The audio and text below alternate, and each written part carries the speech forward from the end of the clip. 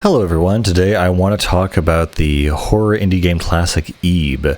When this came out, it was kind of, again, one of those very small kind of games, similar to Yume Nikki, but I really preferred this one a lot of Yume Nikki because it had a very distinct focus to the game, and, there's a very, definite way to beat it, while Yume Nikki was just a weird, almost simulation game with no real goal, and it was very free-form and almost a piece of art, while this one is actually a proper game with a story and whatever.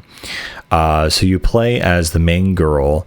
I guess her name is Ib, and so there are two other characters, Mary and Gary, and so each character is actually represented by a rose. So the main character's rose is red, Gary's is blue, and Mary's is yellow. And how the game starts out is you basically go to this art gallery with your parents, and what happens is you get lost and separated, and suddenly the art gallery turns into a haunted art gallery. And what happens is you get separated, and so Mary, who seems to be your friend at first, actually is this character who tries to, kill you and take advantage of you. While Gary is the older kind of guy who basically protects you and wants to get out along with you.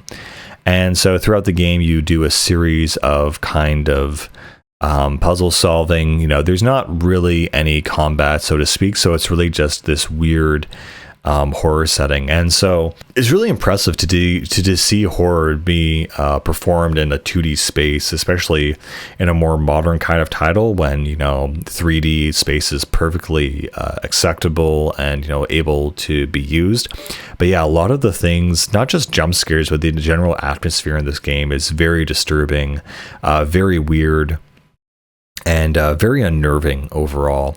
And because it's kind of like an art gallery, a lot of the things are very abstract and odd, and overall just a really fun, cool way to depict things differently. I just really enjoyed this game overall, and it's again very well done. A lot of the game is spent running away from different enemies, interacting with different kinds of puzzles and objects, and again the whole thing around figuring out the story of what happened to the backgrounds of these other characters and why they want to take revenge on you is also pretty interesting. And so there is definitely some dialogue and some story, but a lot of it is really puzzle solving and trying to basically stay alive and not die.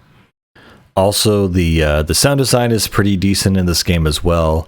Of course, for any horror game, you need to have good sound design for the characters, the enemies, the sounds of the environment and all that stuff. And I think the music for Ib also really sets the correct mood for the experience. And yeah, this game kind of, swings between very wholesome and cute to very creepy and unsettling.